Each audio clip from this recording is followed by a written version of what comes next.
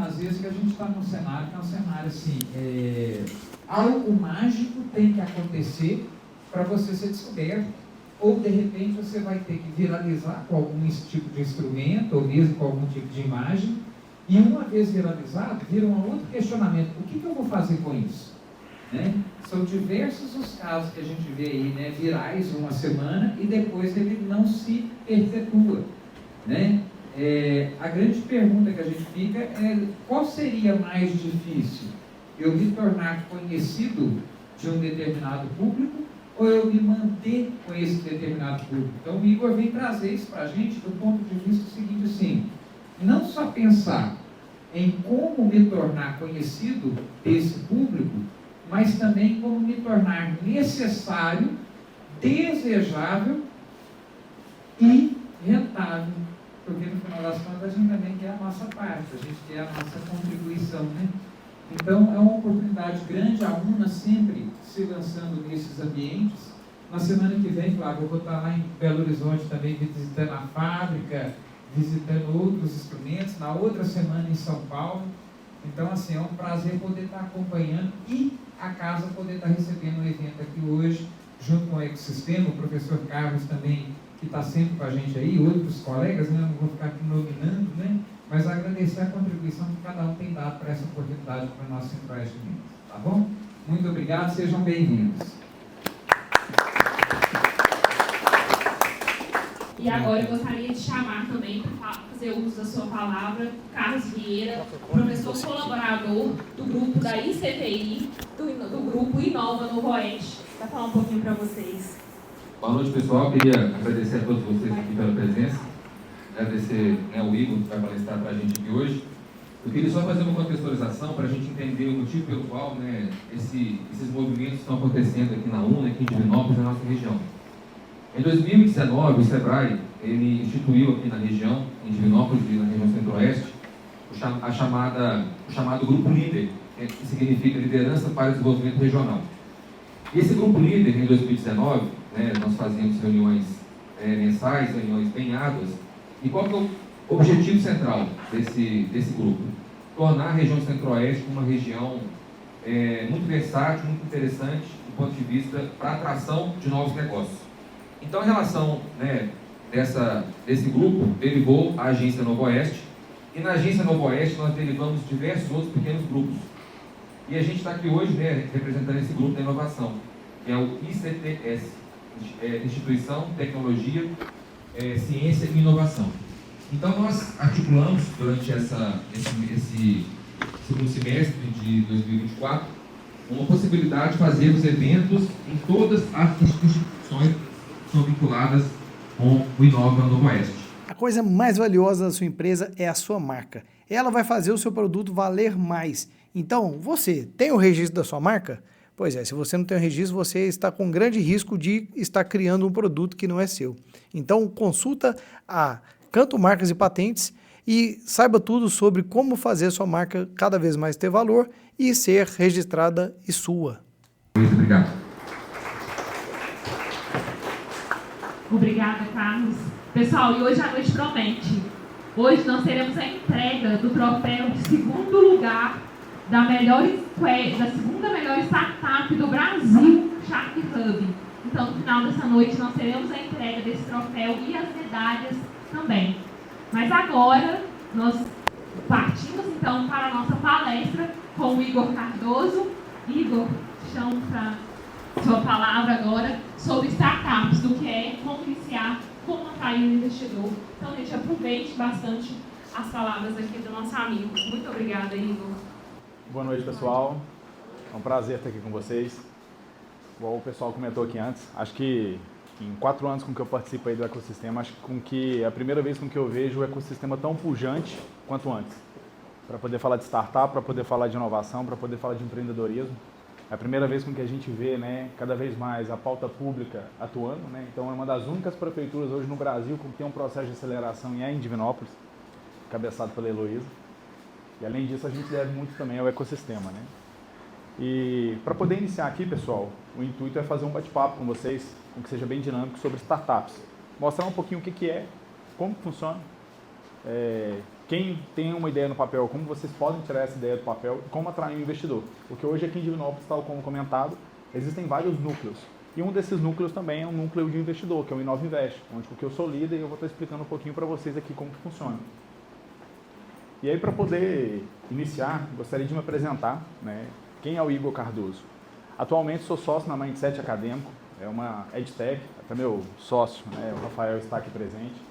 Nós já estamos aí consolidados no mercado há mais de 8 anos, somos 100% bootstrap, contamos aí com 80 mil alunos da nossa plataforma. Sou sócio conselheiro na Escola de Tecnologia de Empreendedorismo Code 8734, a gente já está com uma rede aí de 10 unidades próprias. Além disso, sou sócio na Happy Health Club, na Happy Health Hub, presidente da ACID Jovem. Depois eu vou estar passando para vocês aqui um pouquinho sobre também esses pontos da ACID Jovem, o que a gente vem trazendo aqui para o ecossistema de Divinópolis. E além disso, atuo como líder na comunidade Inova Invest.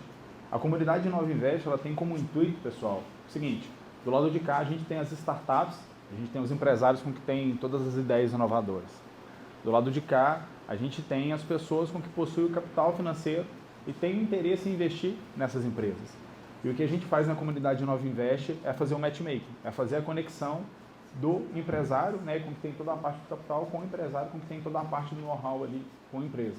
Então a gente faz toda essa parte de conexão das startups com os investidores, com os potenciais investidores.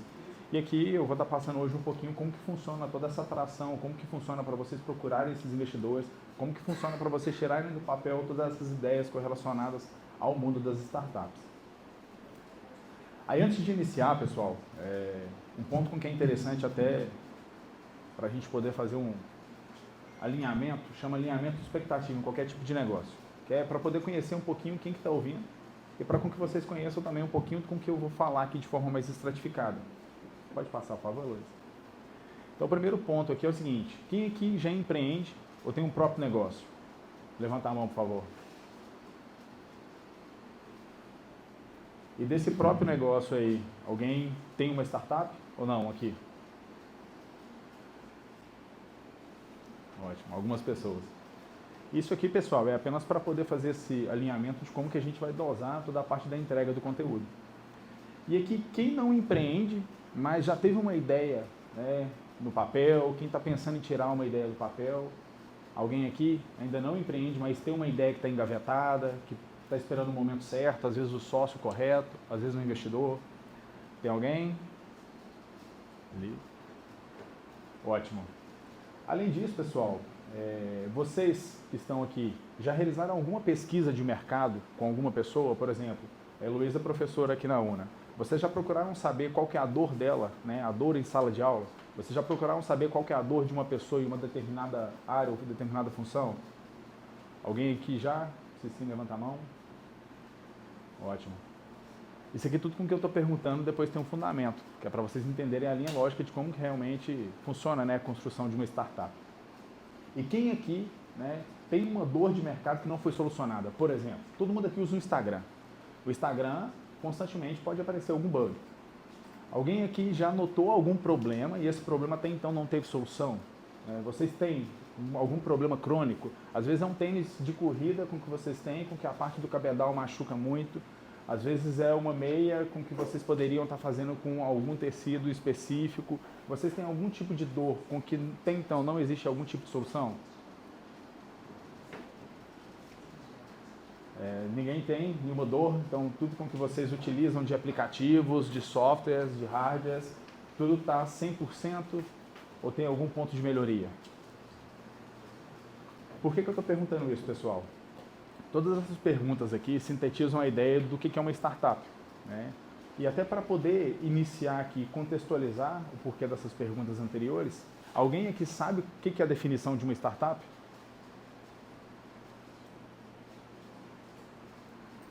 De uma forma bem simplória, né, se for para a gente poder trazer a vida, a startup ela resolve uma dor de mercado de forma exponencial.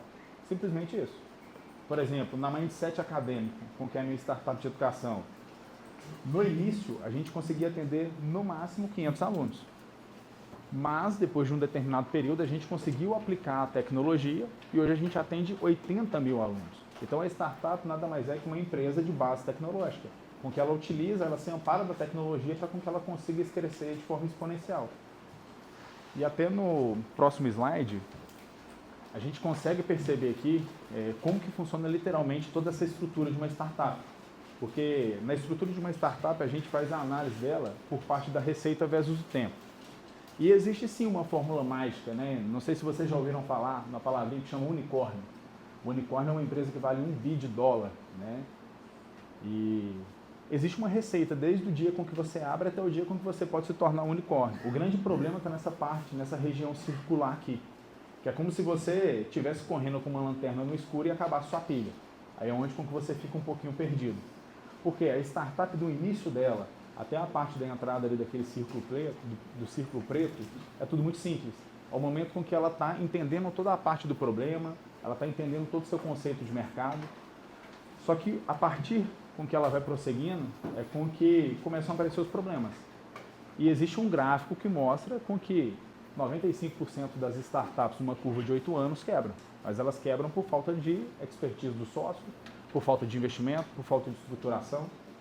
Então, quando a gente analisa aqui, né, dentro desse gráfico, na curva tempo, o que torna a startup única, literalmente é a crescente com que ela seja exponencial. É a mesma coisa de perguntar aqui para vocês. Uma padaria, por exemplo, ela poderia ser considerada uma startup? Quem é que acha que sim, levanta a mão. Sim? Então, todos os outros acreditam que não. Como que a gente poderia transformar, por exemplo, uma padaria em uma startup? Considerando com que a padaria ela tem que ser escalável. Por quê? Qual que é a diferença do escalável para o escalonável? O escalonável é o aumento, o faturamento e aumenta a minha despesa. Então vamos imaginar, por exemplo, para a gente ter mais alunos aqui, eu preciso ter mais professores. Agora o escalável não, é igual a Netflix. Se todo mundo aqui fosse na Netflix hoje, ela não precisa ter mais morosidade na parte de contratar mais software, na parte de contratar mais colaboradores. Então ela consegue crescer a sua receita sem aumentar a sua despesa. Isso é a principal característica. E aí lá no conceito da padaria, como que ela poderia ser, por exemplo, uma startup? Simples. A gente poderia, por exemplo, colocar um sistema de assinatura de pães. Não só em Divinópolis, mas ela poderia fazer essa sublocação desse software para todas as outras padarias. Então ela tem uma camada de serviço que a torna escalável. Além disso, eles poderiam, né, dentro de uma análise, ter uma plataforma EAD para poder ensinar padeiros produtos específicos. Então poderia ter uma classificação premium ou não. Então nota-se que o que vai diferenciar uma startup é literalmente a camada com que ela pode crescer na curva tempo. Então qualquer empresa pode ser uma startup sim, desde que ela tenha essa característica de que de acordo com que ela cresce sua receita, ela não cresce a sua despesa. Isso é simples. Você consegue passar, por favor? E aqui, né, nesse gráfico, a gente consegue ver alguns modelos de startup. Quem aqui já ouviu falar na Bolsa de Valores? Né? Na Bolsa de Valores é muito comum a gente ver uma palavrinha que chama IPO. O IPO ele é o último estágio de uma startup, porque a startup ela começa na fase de ideação, ela vai para a fase de aceleração, e aí dentro desses modelos tem a parte dos investimentos, com que eu vou explicar aqui depois. Mas aí tem um investimento série A, série B, série C, série D, e cada investimento desse se trata de milhões. Por exemplo, série A começa a partir de 1 milhão, 1 milhão, 2 milhões, existe um preço âncora, até com que ela chega no I, né, de IPO, que é quando ela vira uma empresa de capital aberto. Aí existem dois casos para a startup. Ou a startup literalmente ela cresce, né, nessa curva tempo. E só um ponto, pessoal, startup tem data de validade, que na média são 10 anos. Né? O Nubank, por exemplo, tem 8 anos. Então 10 anos é o prazo de validade com que a gente pré-estipula para com que exista qualquer tipo de investimento. Porque se a startup não conseguir tracionar no período de 10 anos, é porque a tecnologia ela já está um pouco ultrapassada, já é uma tecnologia um pouco mais arcaica. E aí dentro dessas fases de investimento são as rodadas de investimento. Né? Então de acordo com que a startup vai crescendo, ela vai ter nessas rodadas. Até com que ela chega nessa última rodada que seria do I, né, do IPO, tal como o Nubank, por exemplo, tal como o Banco Inter fez, né, na Bolsa Americana. E aqui para vocês entenderem, né, hoje o projeto com que existe da Heloísa, que é o projeto de aceleração da Prefeitura, ele está nessa primeira etapa aqui, né, que é a parte da ideação para a parte da solução, com que a gente literalmente começa a pegar o produto e colocar ele no mercado. Então aqui, quem tem uma ideia no papel, está no chamado fase da ideação. A fase mais fácil, né, entre aspas, é você ter uma ideia. O mais difícil é você colocar essa ideia em prática, literalmente, você tirar ela do papel e dar vida para essa ideia. E depois eu vou mostrar literalmente um passo a passo, né, do 1 até o 4, como que tira essa ideia do papel. Vou mostrar aqui para vocês também como que faz um pitch para o investidor, né, contar algumas novidades aqui também. E dentro dessa fase da ideação existe o Vale da Morte. O Vale da Morte é onde com que todo mundo desiste. Ou todo mundo desiste, ou grande parte quebra. Muitos, né, startupeiros, né, no início pegam um investimento que chama investimento anjo, investimento seed. E nesse tipo de investimento, é um parceiro, no caso, é um investidor que está fazendo todo o aporte financeiro. E esse parceiro, no caso, ele aposta no modelo de negócio. Só que, grande parte das vezes, ele não conhece o modelo de negócio de forma técnica. Ele apenas conhece na parte de, pô, eu tenho capital, quero investir. E isso que é o grande problema das startups no começo. Eu lembro que lá no começo, né, tanto eu quanto o Rafa, a gente olhava para o lado e não tinha ninguém. Pô, eu não quero dinheiro, eu quero saber quem pode me ajudar para que a gente cresça. Você quer vender o seu imóvel bem valorizado e ainda rápido? Pois é, você precisa de mostrar a essência dele, o que ele tem de melhor, o grande diferencial do seu imóvel. E é isso que a GEX Imóveis faz. Mostra o seu imóvel de uma forma que talvez nem você tinha percebido. Então, se você quer conferir, acesse gomes.gx Imóveis, vai no Instagram dele e você vai entender que você precisa de levar seu imóvel para vender lá. Então, às vezes, o grande problema na fase da ideação aqui não é o capital, né? É mais o capital intelectual, é o bom sócio com que você vai ter do lado. E uma dica que eu já dou, pessoal, investidor hoje, qualquer tipo de fundo, né, de private equity, venture capital, venture build, só investe com startup com no mínimo 2 sócios. Não existe startup que quer buscar investimento com um sócio, literalmente isso. E até no máximo 3, 4 sócios. Por quê? Existe um negocinho que chama cap table. Cap table é a porcentagem, né, como se fosse lá o capital social da empresa. Aí lá vocês têm 100%. Quanto mais sócio vocês tiverem, mais diluído, né, vocês serão nas rodadas futuras. Não sei se vocês já viram o Shark Tank. Lá no Shark Tank tem muito essa questão, né? Ah, eu pego por 50%. Só que nesse caso, a pessoa se dilui tanto com que ela fica deficitária lá na frente. Então acaba com que a pessoa ela vai crescendo tanto, a startup chega lá na frente, ela tem 5%, 6%. E aí acaba com que ela não fica tão motivada a estar dentro do processo. Então aqui, né, a primeira dica nessa fase da ideação é o seguinte: tenha ideia, busque uma pessoa com que tenha essa energia, mas essa energia aqui é simples. A mesma coisa, a gente vai jogar futebol. Se você é atacante, pô, chama alguém para te complementar ali, pelo menos na parte da zaga, na parte do gol, para fazer o que você não faz. Porque no final do dia o que importa é o complemento entre a sociedade. É vocês entenderem que todo mundo tem que falar a mesma língua, mas com cultura diferente. Por exemplo, hoje eu cuido de toda a parte comercial, toda a experiência do cliente na startup. E o Rafa, ele cuida de toda a parte operacional. O que ele desempenha hoje dentro da startup eu não consigo fazer por questão de articulação técnica. E o que eu consigo fazer é uma bagagem, um track record com o que eu tenho ao longo de todos esses 8 anos. Então, cada um vem se complementando. E de acordo com o que a gente vai crescendo, tem aqueles nomes, né? CEO, CMO, CTO, COO. Isso são termos com que, sim, independente se você está começando agora, você já tem que definir. Porque quando você for conversar com qualquer investidor, ele quer saber quem que é o CEO da startup, quem que é o CTO da startup. Todas essas nomenclaturas, pessoal, depois a gente vai estratificar aqui. E aí depois, quando vocês passam dessa fase da ideação, vocês começam a entrar na parte da solução, na parte que é a validação do produto, que se chama MVP. É o mínimo produto viável, que é quando literalmente vocês começam a colocar no mercado. Sabe aquele produtozinho, aquele protótipo, né, que quando você lança, você fala assim, eu só preciso de um cliente para poder validar? É nessa fase aqui, é no MVP. A ideia é com que você tenha o máximo possível de esforço para o mínimo possível de custo na ponta. Porque nessa fase aqui é tudo teste. Você vai ter que errar rápido e consertar rápido. E lembra, se você já tiver um investidor por trás, isso aqui tem que ser muito mais rápido, muito mais acelerado. Porque o investidor que está por trás, ele não quer perder todo o seu capital ou ser diluído em próximas rodadas. E aí depois com que vocês já têm o produto rodando, vocês já venderam ali, né, para 20, 30 clientes, já fizeram, né, a amostragem dos dados, vocês vão literalmente para a operação. Aí a operação é colocar corpo no modelo de negócio. E dentro dessa parte de operação, aí sim, é realmente estruturar um time comercial, um time de vendas, um time de pós-vendas. E aí vocês estão prontos para ir para a parte da tração, que é literalmente botar um negócio para rodar numa escala um pouquinho maior. E feito isso da parte da tração, vocês vão para a parte da escala. Hoje, na parte da escala, é o momento com que nós estamos na Mindset. A gente já visa a internacionalização, né? A gente já está com 3 países aí no radar. E essa escala só é possível quando realmente você consegue atingir um nível de perenidade no modelo de negócio e previsibilidade de receita. Porque aí lá na frente existe um formatinho para startup. Ou alguém vai te comprar ou você vai comprar alguém. Ou no final das contas você vai quebrar. A verdade é essa. Se você quebrar, literalmente você vai quebrar no estágio inicial, né? Que é o estágio com que existe o maior risco. A parte da compra chama M&A. O M&A é a fusão de 2 empresas.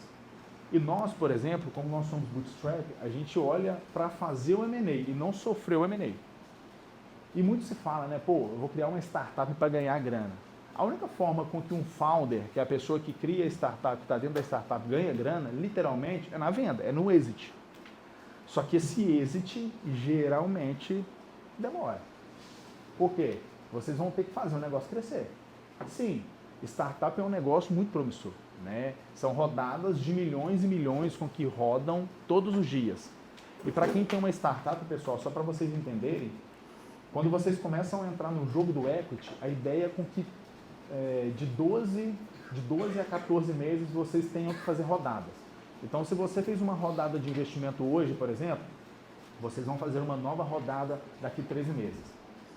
E aí, só para vocês entenderem como que funciona, dentro da startup é o seguinte, até para mostrar a parte interna. Esse aqui, geralmente, a gente passa só para os investidores, mas vou comentar com vocês. Funciona assim, ó.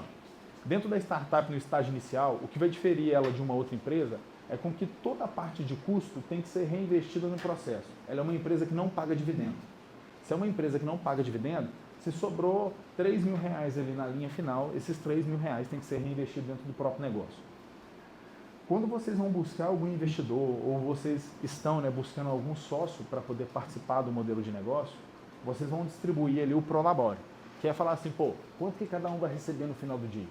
Lógico, no estágio inicial, o que vocês vão tirar é o que a empresa está conseguindo rentabilizar. Se a empresa está tirando ali geralmente R$10.000, e vocês são 4 sócios, geralmente vocês vão fazer uma conta assim, ó, é 2.500 para cada um, a grosso modo, né, sem considerar aqui toda a parte de custo.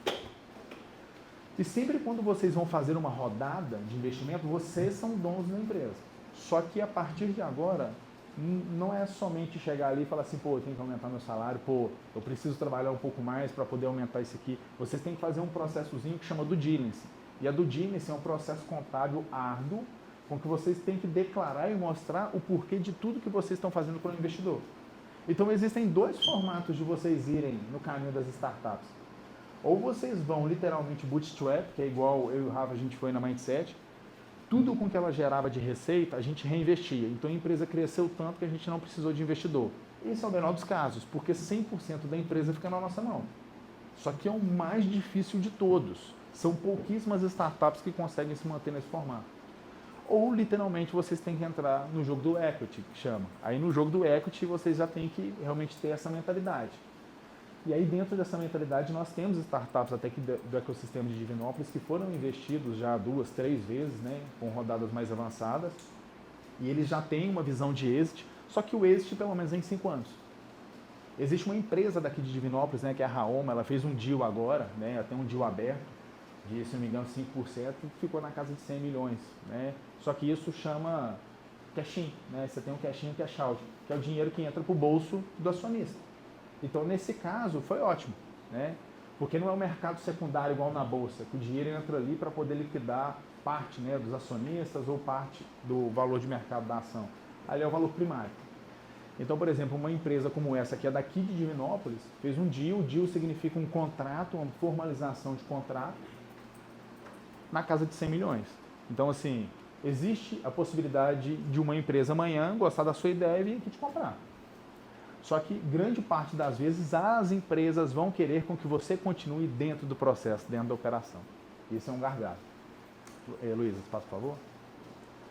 E aí, pessoal, aqui agora é para mostrar literalmente um passo a passo de como que a gente tira qualquer ideia do papel e começa a falar que eu tenho uma startup e amanhã, né, se vocês colocarem isso aqui em ordem, tiverem uma ideia e seguirem todo esse cronograma aqui, literalmente, vocês já podem falar que vocês têm uma startup, só falta o nome.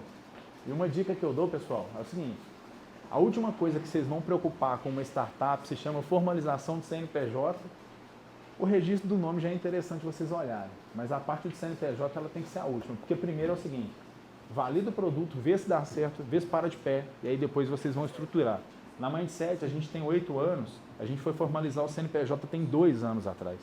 Então a gente já estava olhando um possível M&A e só depois disso que a gente foi lembrar do CNPJ.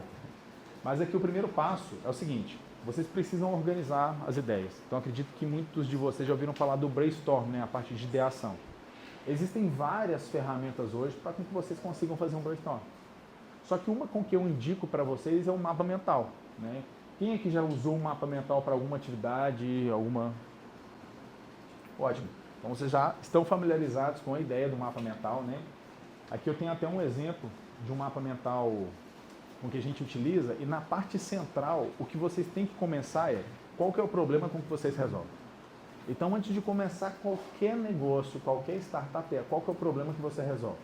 Se você estiver abrindo uma pizzaria, pô, o seu problema é a fome. Só que você não é escalável, então você não consegue entrar nesse jogo de startup.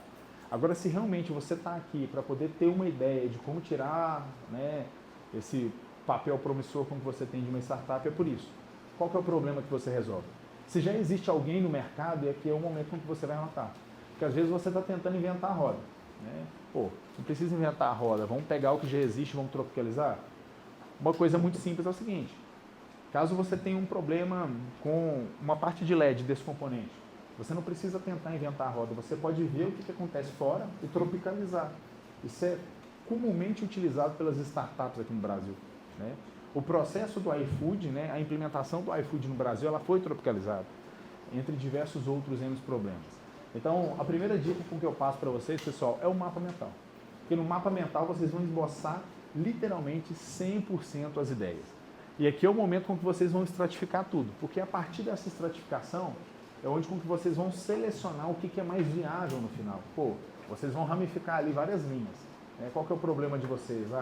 Esse microfone aqui ele tem uma estética com que não é tão agradável. Ele tem uma incompatibilidade com a parte de ruído do microfone aqui, por exemplo, que o Kilder colocou. Porque, até não sei se vocês sabem, pessoal, o Kilder representa aí o PerformaCast, e a gente está lançando aí, né, a cada 15 dias, conteúdos relacionados ao mundo de startup e de inovação. E todo mundo que está aqui, caso tenha algum produto, vocês podem ser nossos convidados para vocês poderem debater junto com a gente e apresentar o produto de vocês. Então hoje a gente está startando esse projeto aqui em conjunto com a UNA. A Ícone Contábil atende empresários do Brasil inteiro e com isso tem uma grande experiência em te ajudar a pagar menos impostos de forma correta. É uma contabilidade consultiva, ou seja, te orienta a tomar os principais passos na sua tomada de decisão aí do crescimento da sua empresa. Então, consulta lá o Wagner da Ícone Contábil e veja como exponenciar o seu negócio. E aqui, dentro desse mapa mental, a ideia é com que vocês estratifiquem literalmente todas as ideias com que vocês tenham, para com que no segundo momento a gente tenha, pode passar, por favor, a parte da validação das ideias. E essa validação das ideias é o seguinte: todo mundo aqui já ouviu falar do Google Forms. É uma ferramentazinha 100% gratuita e muito intuitiva de usar. Que é o seguinte: se o meu problema é a parte do microfone aqui, tal como eu comentei, com quem que eu tenho que conversar? Com quem seriam os stakeholders? Stakeholders são todos os envolvidos no processo, todas as pessoas com que direta ou indiretamente podem comprar meu produto.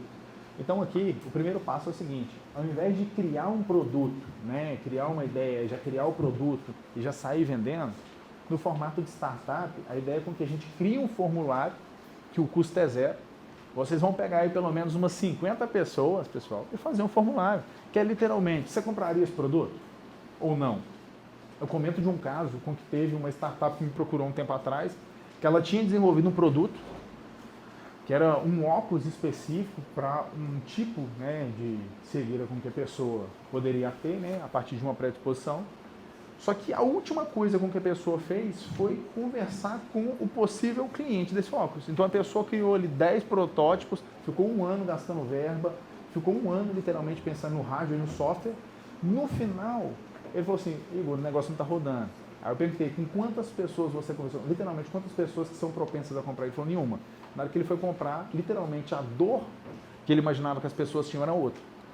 Então ele gastou muito tempo no lugar errado. E a ideia da validação, né, pelo Google Forms é literalmente isso, pô. É pegar ali umas 10, 15 pessoas e perguntar assim, vocês compram? Né? Quanto que vocês pagariam nesse microfone? Porque se você já está me falando quanto que você está pagando, a forma com que você paga, a estrutura com que você paga, eu já tenho um norte para com que a gente consiga prosseguir com a negociação. E aí você vai mudando. Então, nota-se que na parte da startup você muda o seu produto, não pelo produto final, mas muito pela parte da conversa. Tem até um termo aqui que a gente usa, mas é literalmente você vender um sonho. Você vende algo que não existe. Pô, você vai vender algo que não existe, se essa pessoa falar que compra daqui 2 meses, 3 meses, você volta e conversa com ela para poder apresentar esse produto. E aí dentro da parte de validação da ideia existe o MVP, que é o mínimo produto viável, que é aquele que eu comentei lá no início. Então depois que vocês tiverem o Google Forms tudo estruturado, né, passou pelo mapa mental, tirou toda a estratificação das ideias, fez o Google Forms, desse Google Forms você já tem todas as respostas, pô, vocês têm um produto ali na mão. E isso aí é o que eu faço, por exemplo, a Rap é uma startup de saúde mental corporativa que a gente lançou. A gente está com menos de 3 meses, a gente já está com uma das 6 maiores indústrias de Divinópolis com um contrato fechado. A única coisa com que a gente fez foi, no mapa mental, a gente estratificou, mandou mensagem literalmente para 100 empresas. Dessas 100 empresas, pessoalmente, era ligação, oi, responde esse formulário, coisa simples. E depois dessas 100 a gente veio e fez a estratificação. Então, literalmente, assim, se você tem um bom produto, um bom sócio, uma boa estruturação, não tem onde dar errado. E aqui, pessoal, é só para vocês entenderem como que funciona a parte do MVP, né? Existe o protótipo, vamos imaginar o Donald. O protótipo é aquela versão inicial, que seria só a massa, né? O MVP seria a massa, mais toda a parte do sabor, né? Então, assim, vamos imaginar como que saiu o Donald ali, depois saiu ele saborizado. E o produto final seria ele acabado, já com a cobertura, com o granulado. Qual que é a diferença disso aqui tudo? No primeiro momento, o protótipo é aquela parte da validação, que é onde que você vai colocar uns 5, 6 clientes para testar o produto de forma gratuita no final do dia. O MVP é na hora com que você já está pegando isso e está colocando um pouco mais de corpo, está colocando um pouco mais de estrutura no modelo de negócio. E aí depois com que muitas pessoas, frente aos cálculos, compraram, vocês caem no produto. Então vocês só vão investir no negócio realmente quando tiver todo o projeto para ação. E aqui é um exemplo clássico do que é o MVP. O MVP, ele não é a evolução do produto. Por exemplo, o carro, né? Ali no exemplo vocês podem ver que tem a roda, tem, né, o eixo, tem o chassi e tem o carro. Isso aqui é apenas uma desmembração do veículo de transporte. Porque qual que seria o problema aqui? Deslocamento. Né? Vamos colocar como que seria o deslocamento urbano. No de baixo mostra com que você tem um skate, uma bicicleta, uma moto e um carro. Então aqui mostra literalmente a evolução do processo, que é igual o produto inicial de vocês. Desse microfone aqui, a gente depois vai sair com um microfone similar a esse aqui.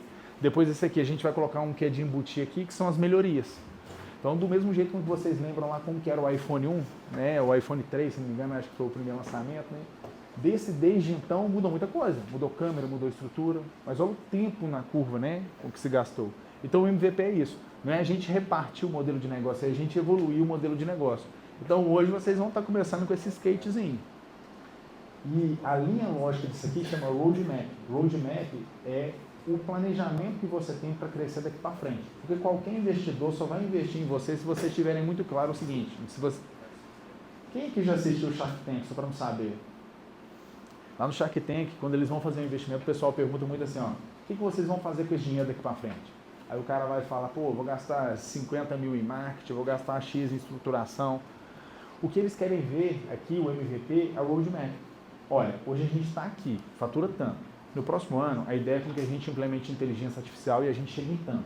O nosso crescimento vai ser X. É literalmente você mostrar de onde que você está, onde que você vai chegar. É a mesma coisa, depois do carro vem o helicóptero, depois do helicóptero vem uma nave espacial. Então, daí vai, né, nessa linha lógica. A coisa mais valiosa da sua empresa é a sua marca. Ela vai fazer o seu produto valer mais. Então, você tem o registro da sua marca? Pois é, se você não tem o registro, você está com grande risco de estar criando um produto que não é seu. Então, consulta a Canto Marcas e Patentes e saiba tudo sobre como fazer a sua marca cada vez mais ter valor e ser registrada e sua. E aí, pessoal, vocês fazendo toda essa parte da estruturação, chega na etapa de ferramentas de análise de negócio. Dentro dessa ferramenta de análise de negócio existem várias, só que com que eu quero especificar aqui hoje é o Canvas. Aí você pode até passar, Heloísa. O Canvas, não sei se vocês já ouviram falar, existe o Canva, que é uma ferramenta de design, né? Essa aqui acredito que todo mundo já usou ou utiliza. Até essa apresentação eu fiz via Canva, mas esse Canvas aqui é uma ferramenta com que a gente utiliza para fazer toda a modelagem do negócio. Eu, particularmente, em todos os meus negócios, de 3 em 3 meses a gente faz uma revalidação da estrutura Canvas. E se vocês forem analisar a fundo aqui, é uma ferramenta bem interessante, porque ela mostra literalmente toda a estrutura do modelo de negócio. Então, vamos imaginar aqui, acho que foi você que tinha comentado que tinha uma ideia no papel, né? Você sabe, por exemplo, qual que é a sua ideia? Eu falo assim, mas em qual área? Na área de TI. Quando você traz para o modelo Canvas, por exemplo, você consegue ver uma estruturação do seu segmento de cliente. Por exemplo, você já sabe quem seria o seu cliente ideal? Maravilha. Então, na estrutura Canva, pessoal, a gente vai estratificar aqui, né? Existe uma ordem sequencial para que a gente consiga preencher. E depois que vocês preenchem literalmente esse Canvas aqui, no final, vocês têm literalmente todo o modelo de negócio pronto. Porque existe um papelzinho que chama Business Plan, que ele meio que caiu por terra. Antigamente o Business Plan se utilizava com 50 páginas, parecia um TCC. Hoje o Canvas, ele chama One Page. Em apenas uma página a gente vê todo o modelo de negócio. A gente vê estrutura de custo, proposta de valor, entre todas as outras estruturações. Então, depois de tudo que vocês fizerem, a ideia é que vocês venham preenchendo aqui. Então, o primeiro passo é segmentação do cliente. Então, para poder tirar o produto do papel, vocês têm que saber qual que é o cliente com que vocês querem vender. Proposta de valor. Tem um negocinho que chama pitch. Depois eu vou mostrar aqui qual que é o pitch ideal, como que vocês fazem esse pitch. E dentro do pitch, o pessoal comenta muito qual que é o seu diferencial, o que te torna único. Aí isso aqui tem um nome no mercado que chama barreira de entrada. Aí essa barreira de entrada é o seguinte: o que te impede, por exemplo, de criar uma padaria amanhã? O que te impede, às vezes, vai ser um bom espaço, vai ser o capital financeiro, vai ser, às vezes, encontrar um parceiro, né, um padeiro, alguém para poder estar ali, né, no dia a dia. Então, a barreira de entrada ela é baixa, né, porque qualquer pessoa com o mínimo possível de conhecimento consegue se adentrar a esse mercado. E quando a gente fala com que existe uma barreira de entrada grande, é com que, literalmente, é um produto com que é difícil de se copiar. Vamos imaginar a Coca-Cola com aquela receita. Quantos anos que já não existe? Existem vários produtos concorrentes, mas nada tão equiparado à Coca-Cola. Então é um produto com que existe uma barreira de entrada alta naquele nível específico. E aqui, né, eu não vou passar ponto a ponto do Canva, até por relação da questão do tempo, mas a ideia é com que vocês, ao preencherem o Canva, vocês tenham uma visão global do modelo de negócio de vocês. E aí aqui, né, só um ponto interessante. Quando vocês, né, forem literalmente vender o produto de vocês, aqui você tem a parte do segmento do cliente e você tem parcerias chaves. Eu vou só dar um exemplo para vocês poderem entender de forma mais clara como que funciona literalmente o formato de parceria estratégica. Nós temos, né, hoje a associação aqui de Divinópolis, que é a CID, Associação Comercial, e a CID, ela representa a classe empresarial. Então nós temos diversos empresários ali dentro, certo? E tem uma empresa que o foco dela era vender um produto corporativo para empresas de pequeno e médio porte. Então vamos imaginar que a CID tinha todo esse público-alvo nas mãos.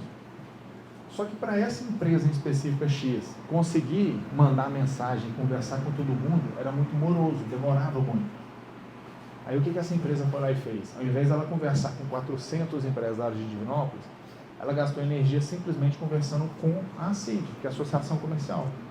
Então, ao invés dela gastar energia conversando com todos, ela conversou com um parceiro estratégico para que esse parceiro estratégico vendesse o produto dela. Isso é comumente utilizado nas startups. Às vezes vocês vão ver que vocês vão assinar o Meli, né, lá do Mercado Livre, e vocês vão ganhar o Disney Plus, por exemplo. É uma jogada com que as startups fazem. Mas por quê? Pô, você vai ganhar o Disney Plus. Imagina com que 500 mil usuários mês, né, estão fazendo a assinatura ali. Nos 3 primeiros meses, vocês não precisam pagar nada. Mas vamos imaginar como que depois de 4 meses, vocês começam a pagar alguma coisa. Isso tem um nome no mercado que chama freemium. Esse modelo freemium, ele é muito difundido, que é você dá uma amostra grátis para a pessoa, deixa ele usar. E de acordo com o que ele está utilizando, ele vai ficar dependente daquele produto. E depois, com o que ele tiver dependente daquele produto, ele está muito mais propenso a comprar. Então, a mesma coisa, se você lançou um produto, o produto é bom, pô, cara, depois do terceiro mês, se o valor for justo, ele vai ter o interesse em estar adquirindo. Então, essa ideia chama freemium e é muito utilizada nas startups, onde que esse modelo freemium também vem no viés de alguém que já ouviu falar B2B, B2B2C, isso aqui são modelos de negócio. E já até adiantando, investidores procuram empresas, né? Não existe um padrão, mas geralmente procuram empresas que estão na seara do B2B ou B2B2C. O que significa isso? O B2B é o business to business, é uma empresa CNPJ vendendo para outra empresa. Quando você vende para uma empresa, é fácil, porque você tem um contrato por trás, você tem toda a parte jurídica e literalmente você tem uma previsibilidade de receita. Quando você vende para o cliente final, por exemplo, a Netflix, ela não consegue ter um contrato, do mesmo jeito que entra gente, sai gente. Então é um modelo de negócio com que ele não é tão previsível. E o B2B2C é igual a Unimed. A sua empresa vai lá, contrata um plano de saúde e deixa a Unimed para quem quiser usar. Então, o B2B2C é quando a empresa ela tem um produto, deixa disponível e o colaborador só utiliza quando quer. E esses modelos, né, tanto quanto o B2B e o B2B2C, são os preferenciais pelos investidores. Não existe um padrão correto. Eu falo, por exemplo, na Mindset a gente é B2C e a gente cresceu número após número, só que vai muito de modelo de negócio, né? Então, isso aqui é só um ponto para vocês se atentarem. Você quer vender o seu imóvel bem valorizado e ainda rápido? Pois é, você precisa de mostrar a essência dele, o que ele tem de melhor, o grande diferencial do seu imóvel. E é isso que a GEX Imóveis faz. Mostra o seu imóvel de uma forma que talvez nem você tinha percebido. Então, se você quer conferir, acesse gomes.gximóveis, vai no Instagram dele e você vai entender que você precisa de levar seu imóvel para vender lá. E aqui, pessoal, quem já ouviu falar no PDCA? PDCA. Certo. Esse PDCA aqui é uma palavrinha, né, porque ela é muito difundida, que chama promete depois corre atrás. Esse PDCA aqui, né, é um termo que não é meu, ele foi muito difundido em Florianópolis esse ano, né, a gente estava na feira das startups lá. Esse promete depois corre atrás é simples. Quando a gente foi lançar o nosso primeiro produto, a gente não tinha produto. É igual o filme lá do Eike Batista. Você tem um PowerPoint e um sonho. Você só vai procurar a pessoa que quer comprar aquele sonho. Qual startup é literalmente isso, pessoal? Vocês não precisam ter o produto aqui não, monta um pitch bonito e encontra alguém com que tem interesse e vende. É literalmente isso. O Rafa, meu sócio, né, foi fazer a apresentação para o maior investidor anjo do Brasil, que é o João Kepler. No momento da conversa, a primeira coisa que ele falou foi isso, né? Se você não tem um produto, inventa um produto, me vende esse sonho muito grande, porque a startup tem um negocinho que chama valuation. O valuation é quanto que esse negócio vai valer no futuro. Então você utiliza múltiplos. E só para vocês entenderem, o valuation funciona assim, ó. Pega o que a empresa fatura no ano, né, que é o ARR, conta de padaria isso aqui, pessoal. Antigamente você utilizava múltiplos de até 10. De 0 a 10 era assim, ó, mais próximo de 10 era quanto mais promissor, disruptivo esse produto é. E quanto mais próximo de 0 era com que a barreira de entrada era mais fácil. E aí você vai arbitrar, lógico, tem várias outras formas de fazer o valuation, esse aqui é a conta de padaria que o pessoal faz. E aí você fatura 1 milhão ano, você coloca um múltiplo de 6, você entende como que seu valuation seria 6 milhões. Só que existem vários outros formatos, e o mais correto é pelo fluxo de caixa com que a gente faz, o fluxo de caixa descontado. E aí por que eu estou falando isso aqui? O valuation, ele implica quanto que a empresa vai valer no futuro. Se quanto que a empresa vai valer no futuro, você consegue montar uma apresentação de como vai ser a sua ideia no futuro. Você só precisa encontrar a pessoa ideal para poder comprar esse produto até agora. E na hora que essa pessoa fala assim, eu quero. Aí é o momento que você fica em algumas noites sem dormir, você vai correr atrás também desse produto. E é literalmente o que os startupeiros fazem. Primeiro você compromete toda a parte técnica do negócio, vende o produto, depois você vai atrás. Pega um formulário, bota para rodar, fala assim, o que você quer? O cara vai te falar 1001 coisas. Vocês vão filtrar e vão correr atrás. Então, literalmente, essa técnica aqui é uma técnica com que eu utilizo, né, nós utilizamos aí, difundida nesse meio das startups. A Ícone Contábil atende empresários do Brasil inteiro e com isso tem uma grande experiência em te ajudar a pagar menos impostos de forma correta. É uma contabilidade consultiva, ou seja, te orienta a tomar os principais passos na sua tomada de decisão aí do crescimento da sua empresa. Então, consulta lá o Wagner da Ícone Contábil e veja como exponenciar o seu negócio. Aí aqui agora, pessoal, para falar de forma bem breve, né, os tipos de investidores, os tipos de investimento, só para vocês poderem entender. Quando a gente fala de investimento, né, quando a gente fala de investidor, o que a gente tem que entender? Se você tem um modelo de negócio, você tem que só discernir o que você quer. Se você quer um investidor financeiro ou um investidor estratégico. Lá no próprio Shark Tank, voltando, o pessoal fala muito do Smart Money. O Smart significa a parte do know-how. O know-how é o quanto a pessoa conhece daquele modelo de negócio. E o Money, literalmente, é o dinheiro do bolso. E existem investidores que terão apenas o poder aquisitivo financeiro. E tem investidores que têm toda a parte estratégica. E aí, quando a gente passa aqui, né, até no tópico 4 e 5, existem duas ventures. Ventures são empresas corporativas, né, que fazem investimentos em outras. Aí existe a Venture Builder e a Venture Capital. A Venture Builder, só para vocês entenderem, é uma empresa que compra a participação de outras empresas sem colocar dinheiro no negócio. Ela faz você crescer. Imagina o Acelera da prefeitura. O Acelera não faz isso, porque é um processo de aceleração. Mas a Venture Builder, ela pega a startup de vocês, coloca dentro de uma incubadora, ela vai pegar um equity, né? No primeiro momento, esse equity pode chegar até 30%, né, com que geralmente eles pegam, e o papel deles é fazer vocês crescerem. Então eles vão colocar vocês num ambiente propício para crescimento. Isso tudo por conta deles. Então eles não te dão dinheiro. Eles vão pegar a porcentagem do seu negócio e botar vocês ali dentro para vocês crescerem. E como que os caras ganham dinheiro? No negocinho que chama exit. O exit, ele ocorre em torno de 5 a 7 anos. Então vocês vão ficar ali dentro uns 5, 7 anos, nada com que eles verem, com que realmente o negócio tracionou, com que os múltiplos estão altos, eles vão fazer essa venda. Aí eles vão pegar aqueles 30% deles e vão estar fazendo ali o exit do modelo de negócio. E a principal diferença para a Venture Capital é com que a Venture Builder, ela pega uma porcentagem sem dar o dinheiro e a Venture Capital, ela te dá o dinheiro. E geralmente ela pega um capital menor dos primeiros estágios. Mas qual que é a diferença? É que a Venture Capital, ela já tem uma estruturação de não entrar de forma tão densa no modelo de negócio. Já a Venture Builder não. O cara, no mínimo, tem que sentar contigo toda semana para poder fazer uma análise do modelo de negócio. É como se vocês tivessem mais um colaborador. Qual que é o certo?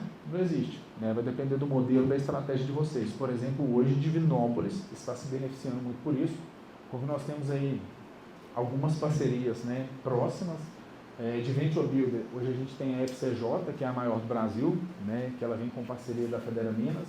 E a gente tem uma Venture Capital, que até esteve aqui, que é a Raja, que é a 8ª maior do Brasil, né, em relação de fundos de investimento, que eles também já estão olhando para Divinópolis.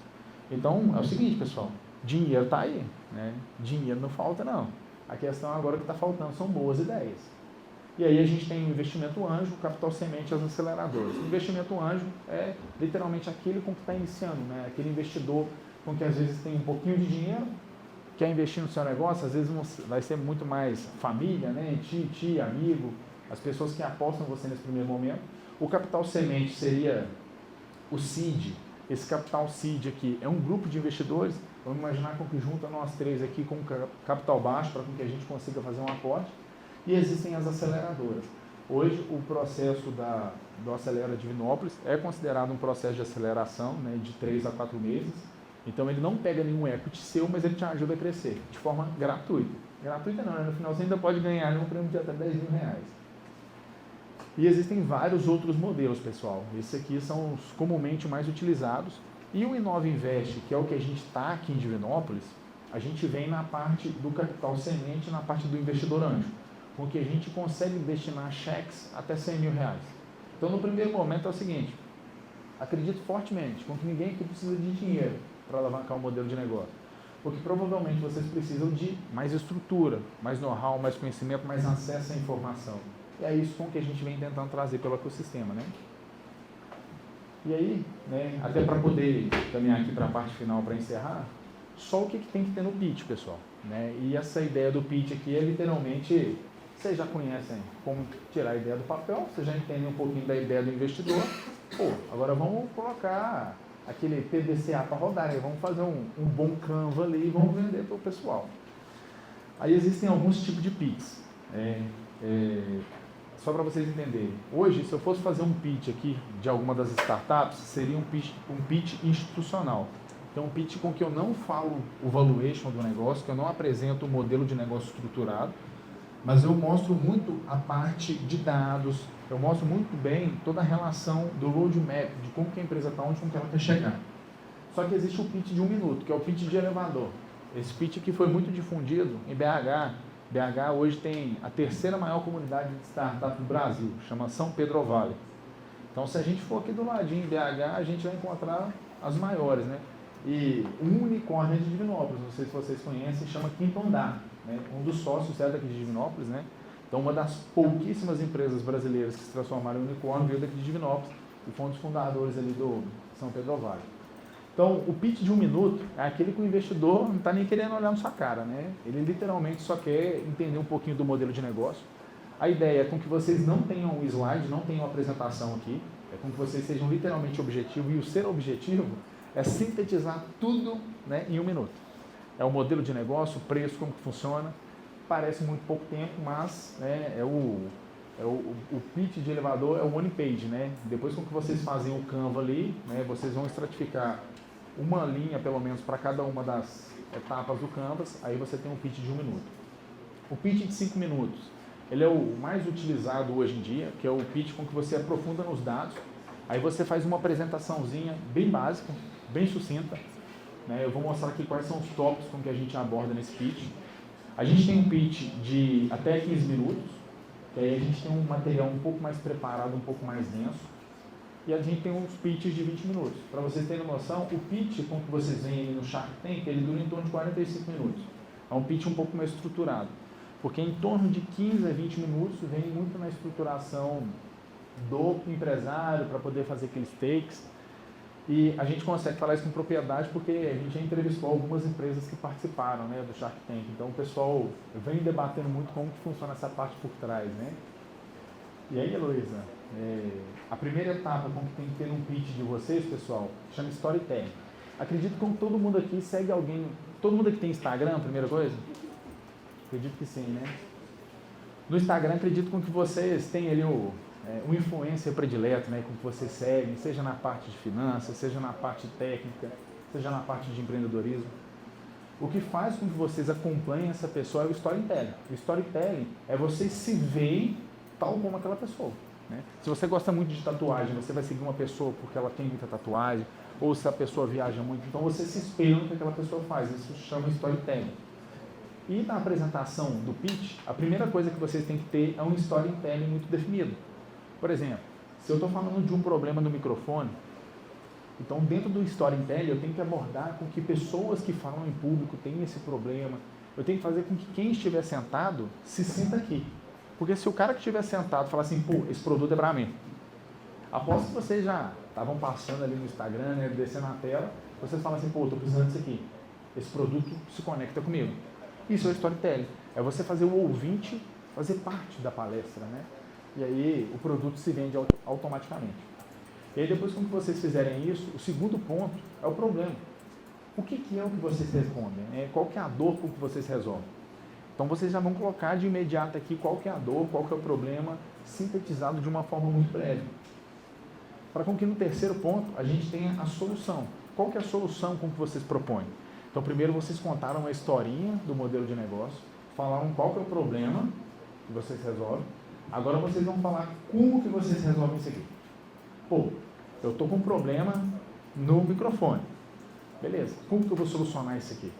É com um software específico que a gente vai plugar aqui, vai melhorar toda a relação de ruído. E aí, né, propondo essa solução, a gente faz uma análise de mercado, que chama TAM, SAM e SUM. São alguns indicadores, alguns nomezinhos, né, que interessam o tamanho de mercado. Porque assim, ó, quantas pessoas no Brasil podem ser clientes potenciais para comprar esse produto aqui? Então, não sei se vocês já viram, né, essas empresas que vêm nessa parte, né, que as pautas que vem trazendo muito hoje na parte do veganismo, era um público com que há 10 anos atrás era totalmente escasso, né? Então os números de mercado não eram favoráveis, só que numa crescente muito grande. Então os investidores, quando vocês forem conversar, a primeira coisa que eles querem saber é o seguinte, pô, no final do dia, quantas pessoas aqui no Brasil têm interesse em comprar esse produto? E aí é onde vocês começam a analisar o share, né? E aí qual que é o modelo de negócio? Esse microfone aqui eu vou vender no B2C, se é no B2C, então eu vou ter que vender para o cliente final, então eu vou vender 1 a 1, então o meu preço tem que ser tanto. É no B2B, se é no B2B, então eu vou vender, por exemplo, para uma empresa que vai me representar e essa empresa vai ganhar um comissionamento X, que seria um spread. E aí, a partir disso, do modelo de negócio, a gente sintetiza e a gente analisa a concorrência. A análise de concorrência chama benchmark, que é o seguinte, pessoal, se um concorrente já está fazendo um negócio, não vamos inventar a roda. Vamos pegar o que esse cara está fazendo, vamos testar, vamos melhorar esse produto e vamos colocar o nosso diferencial dentro do mercado. Lá na CIP, por exemplo, a gente faz muito isso com que é a análise de benchmark.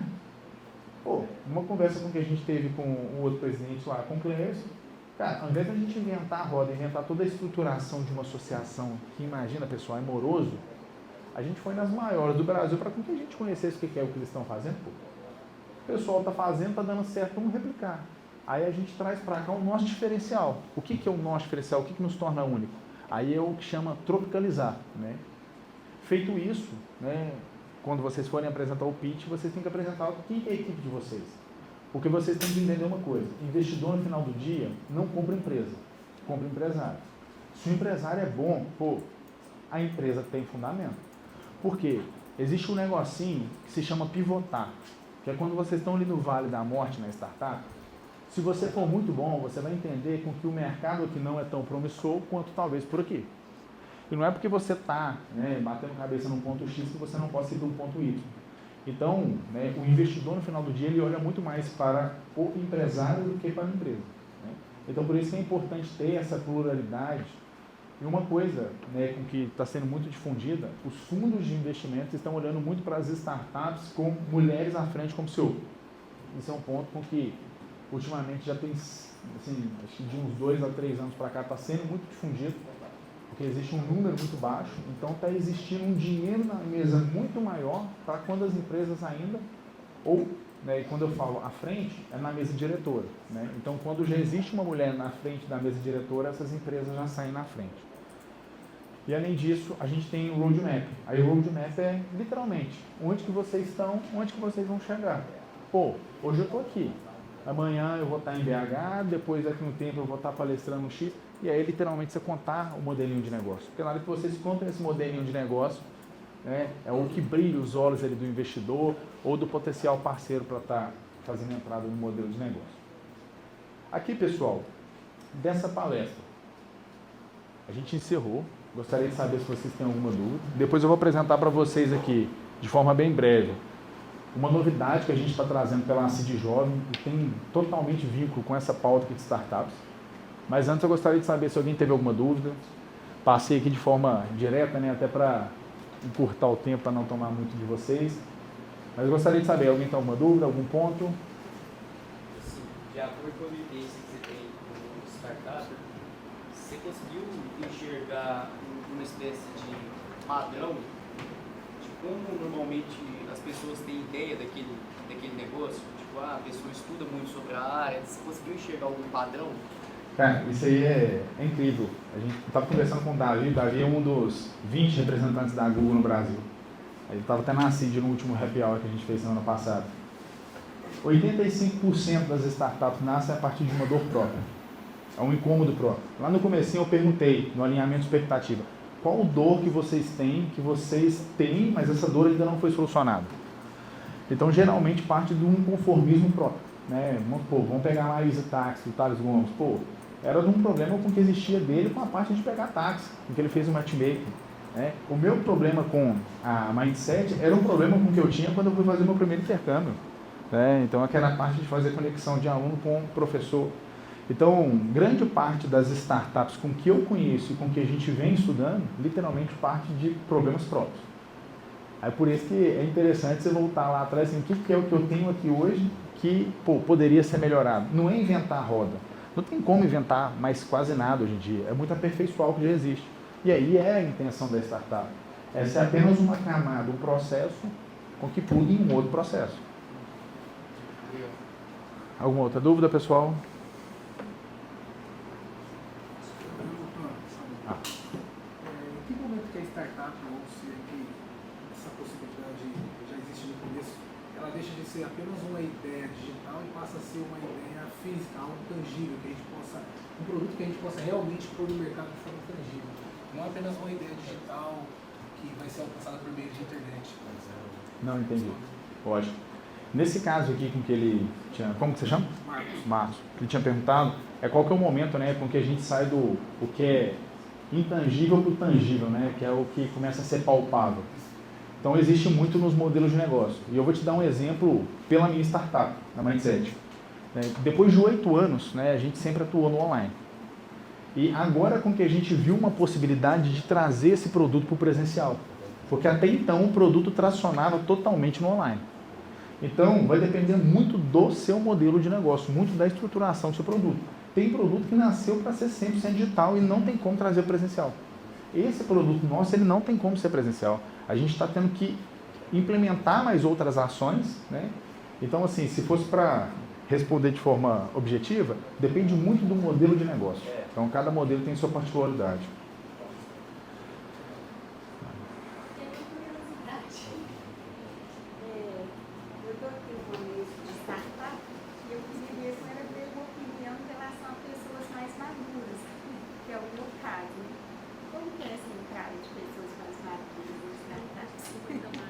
Olha, o nome disso aí se chama etarismo, né? O etarismo está cada vez mais pujante no nosso ecossistema. Quando eu falo ecossistema, não só de Divinópolis, né?